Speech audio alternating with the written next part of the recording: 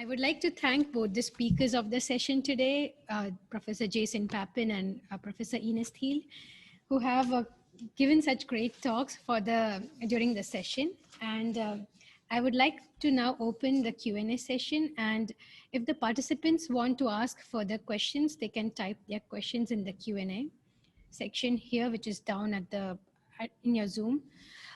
So the first question, Jason, is for you. So Christian Diener has asked the question, what is the view on interaction between 3 or more strains? And are they more or less common than pairwise interactions? Yeah, Christian, that's a good question. I'll confess that in our original experimental plans with the ASF, we actually wanted to do all interactions. So all pairs, all triplets, all 4 species. But then the student doing that begged that I relax that expectation because of the sheer amount of work that it would take. The answer to your question is I don't know. I would love to be able to do that. I expect that the interactions could be very complex. There's no reason to think that the interactions wouldn't be complex. It was just the sheer scope of doing those kinds of experiments that made it difficult. So I would love to be able to do that next though. Thanks, Jason. The other question is, there's some data indicating that the spatial organization of the microbiome contains cluster rather than random distribution.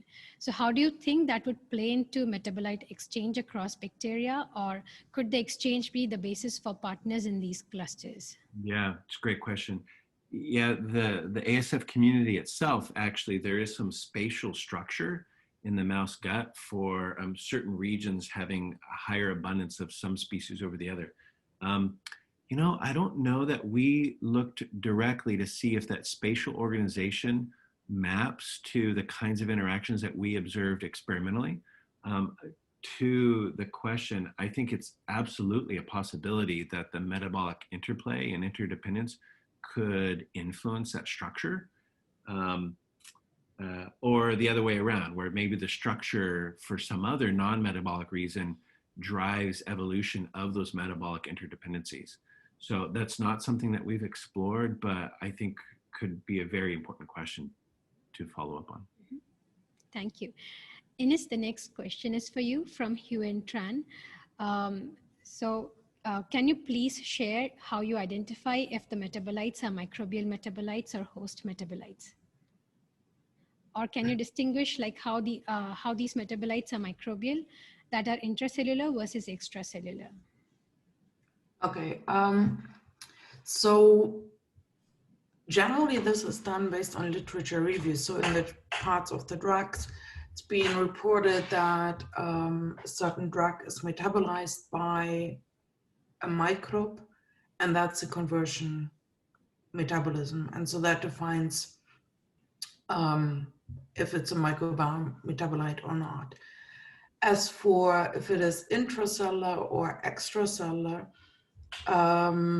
it's always a challenging question,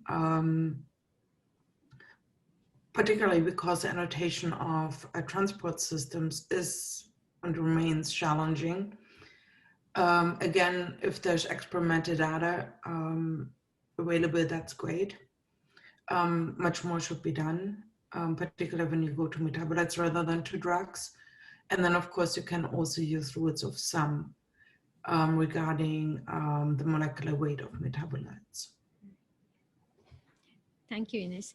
The next question is from Noah Rappaport to Ines. She asked, using your framework, could you go one step further and model the effect of dietary intervention applied to a personalized composition and combination with a drug metabolism capabilities, which will promote the individualized treatment success? Great idea, and it's an obvious next step to do.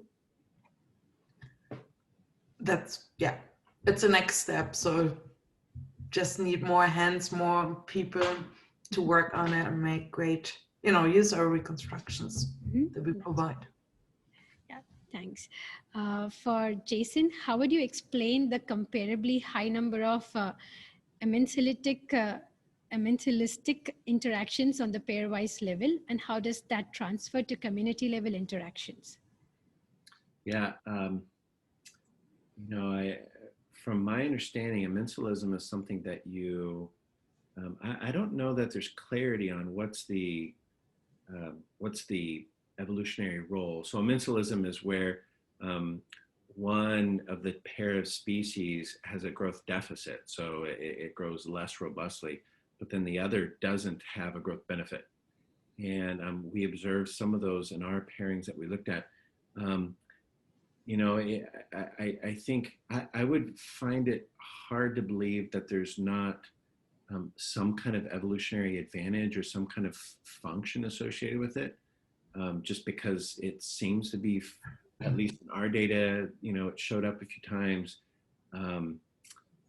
But I don't really have any understanding as to why, or what might be the benefit. Why might that explain, or could it explain some kind of spatial organization in the community or other kind of community dynamics? That's one reason why I think, back to an earlier question, I would love to do, and I hope that we can do soon, start to look at larger structures in that really controlled way.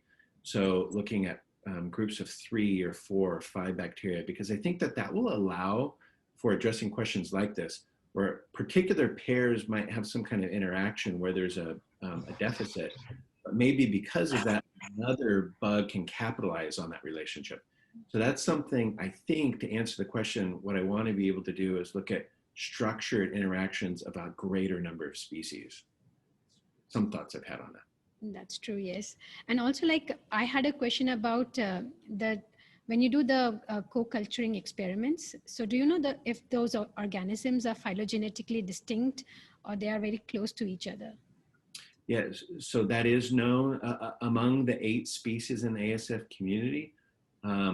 Some are more related and some are pretty distinct. Okay. So there is a mixture of them. I do not believe we saw any correlation between phylogenetic relationship and the types of interactions that we observed. But of course, it's a very relatively small population size. That's true. So that would be an interesting thing to look at. Although I would also say that, in other work that we've done, just because 2 species are highly similar phylogenetically doesn't mean that there's necessarily a lot of overlap in metabolic functionality, mm-hmm. or other kinds of features like that. So that's something to explore further for sure. Thank you. For Ines, could you share your opinion about the advantage or disadvantage of the physiological effects of gut microbial metabolites in the metabolic syndrome based on the evidence obtained in clinical trials obtained so far? I'm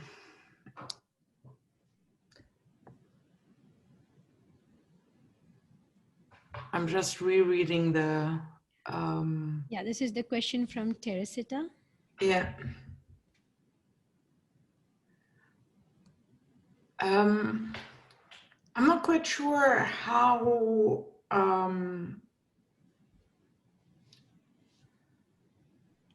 to answer that. So there is, of course, line of evidence in the literature about the involvement of microbiome metabolites. And different groups have looked into, also computationally, looked into the roles of gut microbiome microbes in metabolic syndrome. We haven't done so. So I might not be the most knowledgeable person to comment on the metabolic syndrome per se. Understandable, yeah. But I can point out offline later on some great work by others that looked into that. That would be great. Thank you, Ines. For Jason, so considering the RNA stability and other issues, how reliable is your experience, according to your experience, is the quantification of microbiome metatranscriptomic data, and what biases are typically found? Yeah, it's a good question. It's not something I have a lot of specific experience with. My lab makes use of metatranscriptomic data. We're not regular generators of it. You know, when but I know it's a very active area of research to try to, you know, improve the quality of the metatranscriptomic data. I see that there's some related questions there about like proteomics. If I can just kind of fold that in, because it kind of connects to it. So is there a role for proteomics to validate that transcriptomic data? Just to go to Noah's question too. One thing I love about modeling as a discipline is it's not about, I would say is the ability to use the model as a framework to try to reconcile the data that you have. And so where the transcriptomics data that's integrated, maybe it's poorer quality, that doesn't necessarily mean that it's bad. It just means that you need to handle it with the model well. And so to the question about proteomics, you know, that's a very active area of research with metabolic network models, is how do we integrate disparate types of data? And can we use some data in a way, maybe we place a bias towards the quality of one data over the other. A challenge with proteomics, it's never nearly as comprehensive as transcriptomics data. And so I think that's why you see a bias towards gene expression, transcriptomics data integration. But there's certainly an opportunity to use both, and in a way that allows it to confirm maybe transcriptomics data that's of lower quality. So modeling, I think one thing I love about it is the ability to try to reconcile and integrate to increase confidence associated with data, even when some of it may be of lower quality than you would desire. That's I think true. that was a really long-winded answer to that question. I just kept talking. No, it's the true for both the metabolomics and transcriptomic data, since they are generated in a very different manner. So it's tough. Like there are so many methods available for integrating them with the models, but it's still like an ongoing research area. Yeah, and also like another question that is related to the culturing. So Moritz asked, have you tried to understand whether in monocultures or also in cocultures, there's a separation of roles where within the same species, a part acts competitively and others cooperatively? Yeah, Moritz, it's a great question. So not one that we've explored specifically, but I would say a couple of comments to it. So there's a great paper from Daniel Segre's group, actually, that I just was looking at recently, where he did this theoretical exercise looking at what kinds of interdependencies could be possible using metabolic network models. And so I'd point you to that for a little bit of that. But also to your question, Moritz, was something that we observed with the C. difficile example at the end. And we didn't focus on looking at, is there a role for kind of cooperative metabolism among these phase variants, these variants in the C. difficile species, but there's clearly subsets of a culture for where the same species may take on one role that's interdependent with the role of another. So I think that happens probably a lot. How to characterize that becomes experimentally difficult. It's the same organism, and so maybe expression levels are different, but how do you map back to one sub population over another? That's something I think you could try to explore experimentally a little bit, maybe with that coculture plate, but it's a great question. I don't have a good answer to. But. Thanks, Jason. Moritz has more questions for Ines also. Like he asked about how do you check for thermodynamic consistency before applying a specific medium condition or diet? Okay, so I had to look into my slides again, and I can see that is misleading the way it's been drawn. But of course, we have at the first instance a limited but yet not defined medium set, and we eliminate the obvious thermodynamic inconsistencies. Now, I think it's needless to say that none of the reconstructions go only once through the cycle that I showed, but it's many, many iterations. And hence in the second iteration, you have the application of diet or medium constraints, and often we have a defined media if it's well available. So those ones can be then incorporated as well. So we do check with media conditions as well. Thanks. And in your search for drug metabolizing enzymes, did you also consider methods for predicting enzyme promiscuity and how that might involve genes or strains? No, we haven't. And I think that goes along with another question, whether one can use the reconstructions now to predict novel genes and novel pathways. And functionalities. I think as these large-scale drug metabolizing characterization papers come out, like the two that I showed you, I think there's a great opportunity for the modeling to assist and help in identifying new candidates that might be able to carry out the metabolism. Either through existing genes, then you have the enzyme promiscuity, or through novel genes, because we couldn't find the corresponding genes in the genomes. So there's a discovery phase now, which is just exciting to be able to enter. Thanks, Ines. Another question from Dr. Ali is, our experience with automatically reconstructed models such as agoras is that the predicted secretion rates of metabolites are often very high. So how cautious one should be when interpreting these results? Are they still qualitatively reliable? So here I make a point again that we provide reconstructions.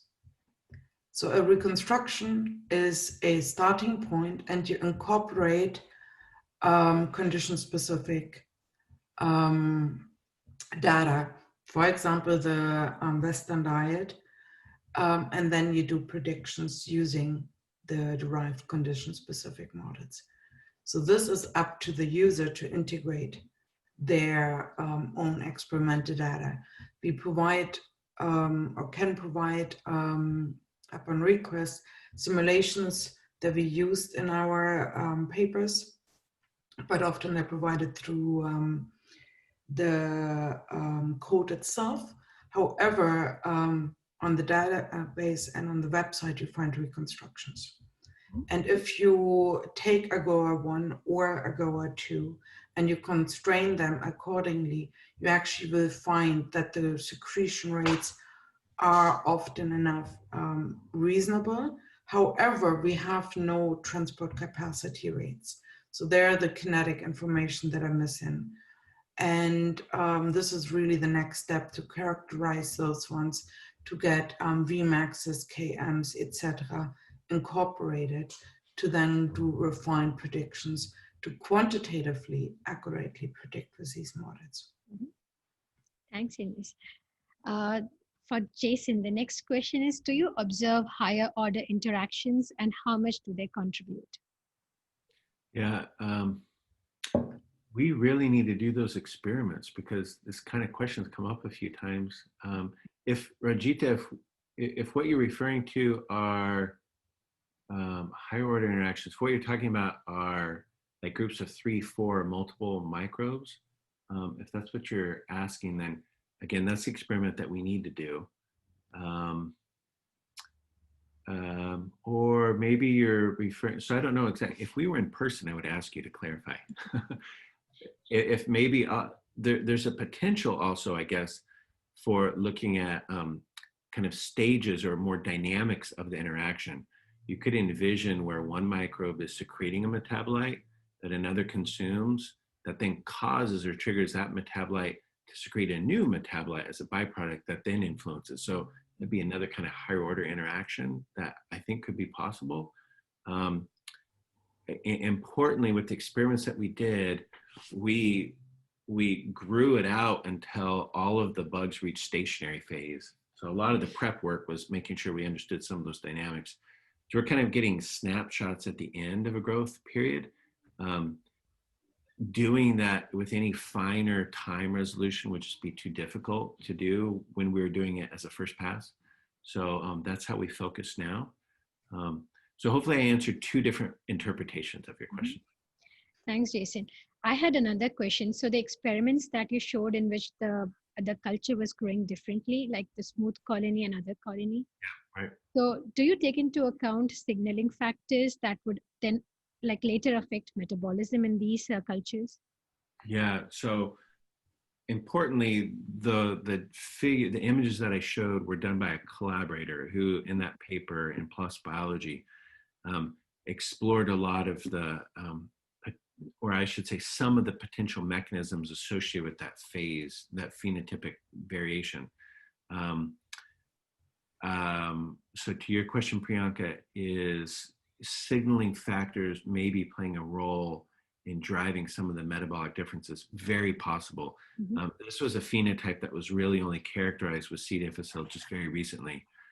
Our first question in that collaboration is, what role might metabolism be playing? Mm-hmm.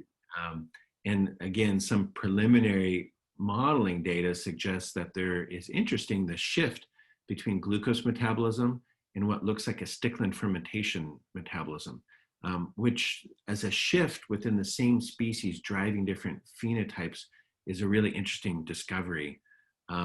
And at least in some few days old preliminary data, it looks like that presence or absence of glucose could be something that's driving some of that variation that we're doing some repeating experiments now. Mm-hmm. So how much signaling might be playing a role in driving that? I don't know. I'm sure it's part of it, but that's something that's still being worked out. Mm-hmm. Thank you. For Ines, like the data that you showed had around 100 drugs in them, like prescribed drugs. So were there any antibiotics in that list? Because antibiotics reduce the growth of the microbes. Yeah. And did any of these drugs reduce the metabolic capability of the microbes that you studied? So we did not capture the antimicrobial activity of some of these drugs. So we only described the microbial activity on the drug. So what does a bug do to the drug rather than the drug to the bug? Mm-hmm. And this is deliberately done. Of course, one can always include in these microbiome levels simulations the treatment with certain antibiotics or the antibiotic features of certain drugs to reduce the growth rate of particular species or phylum when given to the drugs. But no, we did not consider the antimicrobial activity. Great. Okay. Thank you. There are a few more questions directed for Ines from Dietary. I just wanted to clarify this Agora-2 model relies on prior identification of documented enzymes, or is there a way to use this model to search for novel microbial enzymes with metabolic capabilities? So we rely on documented enzymes. What we, this is a discovery phase that I mentioned beforehand, and which becomes really exciting. So you can try to think of in silico experiments that will permit you to hypothesize certain transformation activities. One of the things that we discovered is when we did the analysis of the independent data set, where we looked, did we agree or did we disagree with reported microbe-drug interactions. We actually had some 32 false predictions. So, well, we had more false predictions, but we had false negatives.